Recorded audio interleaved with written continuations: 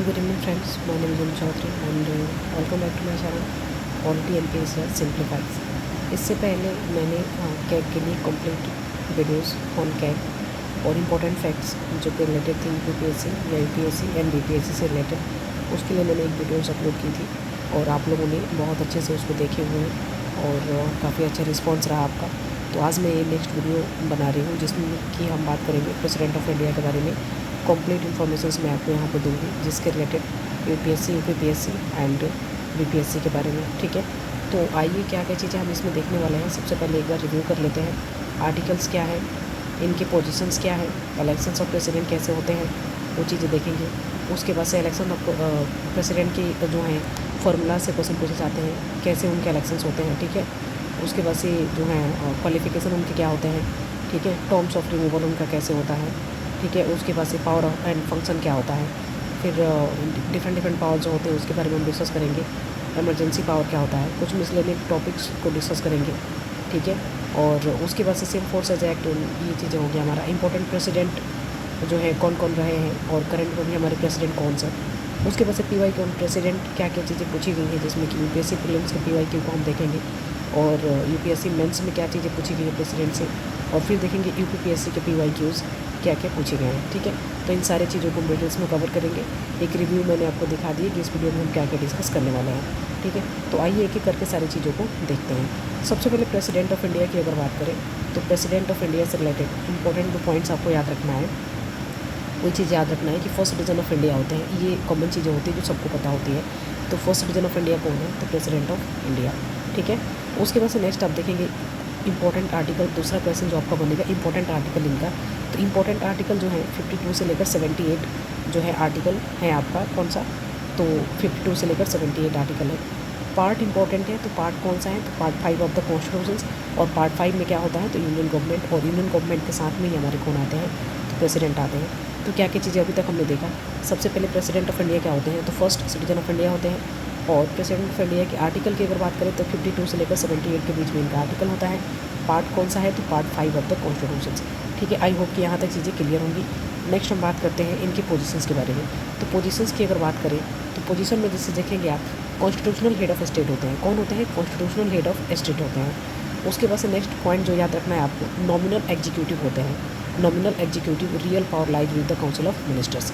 ठीक है, ये नॉमिनल होते हैं हमारी सेंट्रल गवर्नमेंट में। नॉट हेरिडिटरी, ये इलेक्टेड होते हैं, हेरिडिटरी नहीं है इनका पोजीशंस। ठीक है, उसके बाद से देखेंगे इलेक्शन ऑफ प्रेसिडेंट जो है कैसे होता है। तो इलेक्शन ऑफ प्रेसिडेंट की अगर बात करें तो ये indirectly elected by the electoral college होता है।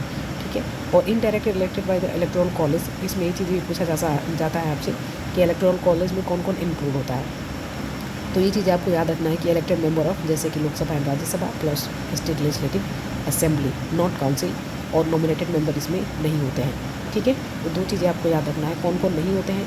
तो लेजिस्लेटिव काउंसिल नहीं होता है, लेजिस्लेटिव स्टेट लेजिस्लेटिव काउंसिल नहीं होता है, और आपके नॉमिनेटेड मेंबर नहीं होते हैं। तो दो लोग प्रेसिडेंट के जो हैं इलेक्शन में पार्टिसिपेट नहीं करते हैं, बाकी लोग जो हैं पार्टिसिपेट करते हैं। तो मेले ऑफ द स्टेट और ड्यूटीज़, ये चीज़ें आप याद रखेंगे। नॉमिनेटेड मेंबर्स आर एक्सक्लूडेड, जैसे कि मैंने आपको बताई। फॉर्मूलाज़ की अगर बात करें तो ये यूपीएससी में पूछा गया क्वेश्चन है। तो vote of value of MLA is equal to population of state and by the number of elected MLAs, और डिवाइड करेंगे 1000 से, तो इसे इनका नंबर निकलता है और ये इनका फॉर्मूला होता है। ठीक है, तो ये चीज़ आई होप कि आपको याद होगा, या नहीं याद है तो आप इसको देख सकते हैं। नेक्स्ट आपका है वोट वैल्यू ऑफ एमपी की अगर बात करें कि एक एमपी का वोट वैल्यू कितना होता है, तो इसको निकालने के लिए आपको देखना पड़ेगा total vote value of the all MLAs, divide करेंगे किससे, टोटल इलेक्टेड एमपीज। ठीक है, तो ये चीज़ें हो गया। दूसरा फॉर्मूला आपका ये हो गया, इसको देख सकते हैं। फिर बात करते हैं elected by the proportional representation, ये सबको पता होती है, सिंगल ट्रांसफरेबल वोट। क्वालिफिकेशन की अगर बात करें तो इंपॉर्टेंट क्वालिफिकेशन सबको पता होती है, और नहीं है तो ऑब्वियसली आप इस चीज़ को देख लीजिएगा। सिटीजन ऑफ इंडिया होना चाहिए। ठीक है, उसके बाद से 35 ईयर ऑफ एज होना चाहिए, क्वालिफाइड होना चाहिए लोकसभा के लिए एज एमपी। उसके बाद से should not be hold any office and profit. ठीक है, टर्म्स एंड रिमूवल की अगर बात करें तो टर्म आपको पता है 5 ईयर के लिए होता है, और can resign to vice president. President किसको रिजाइन दे सकते हैं, तो वाइस प्रेसिडेंट को, और वाइस प्रेसिडेंट किसको रिजाइन दे सकते हैं, तो प्रेसिडेंट को दे सकते हैं। ठीक है, तो ये चीज़ें यहाँ से आप याद रखेंगे। उसके बाद से can be remove by the impeachment. Impeachment process आपको कौन से आर्टिकल में दिया है, तो 61 आर्टिकल में दिया गया है, बहुत बार पूछा हुआ क्वेश्चन है। ठीक है, जैसे कि यहाँ पे लिखा हुआ भी है। ठीक है, तो ये चीज़ें आपको याद रखना है। Majority in the both houses, 2/3 majority होना चाहिए, ठीक है। उसके बाद से पावर ऑफ फंक्शन की अगर बात करें तो पावर देखेंगे तो एग्जीक्यूटिव पावर होता है। एग्जीक्यूटिव पावर में देखेंगे यहाँ पे तो ये किसको अपॉइंट करते हैं, पीएम को और काउंसिल ऑफ मिनिस्टर को, गवर्नर को, जज को, SC and CAG, EC, UPSC member and AG, attorney general of India, ठीक है। तो इन सारे लोगों को ही अपॉइंटमेंट करते हैं और अपॉइंटमेंट से रिलेटेड बहुत सारे क्वेश्चंस पूछे जाते हैं।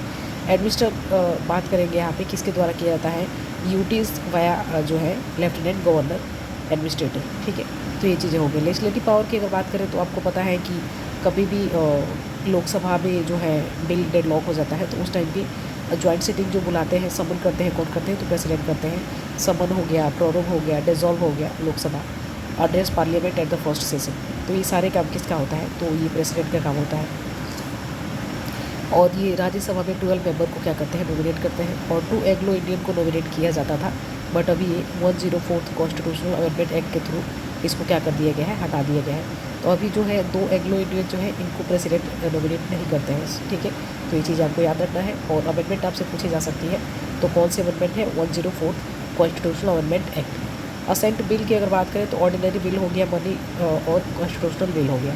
Can be withhold assent और रिटर्न, नॉट मनी बिल, ठीक है।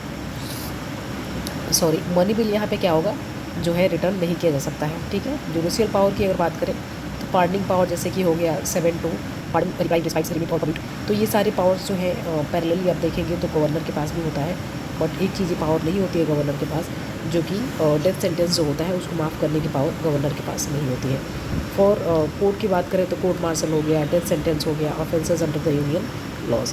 इमरजेंसी पावर की अगर बात करें तो यहाँ पे 3 इमरजेंसीज होती है, जिसमें कि 352, 356 और 360। नेशनल इमरजेंसी, प्रेसिडेंट रूल और फाइनेंशियल इमरजेंसी होती है। ये तीनों चीज़ बहुत इंपॉर्टेंट है, आपको पता होना चाहिए। कुछ मिसलेनियस पावर्स होते हैं जो कि आपको दिख जाएंगे। डिप्लोमेटिक ट्रीटीज़ जैसे कि हो गया, अपॉइंटमेंट हो गया, एम्बेसडर को अपॉइंटमेंट करना। Military supreme commander of armed forces कौन होते हैं, तो प्रेसिडेंट ही होते हैं। उसके बाद से कुछ वीटो पावर इनके होते हैं, जैसे एब्सोल्यूट वीटो, जैसे वीटो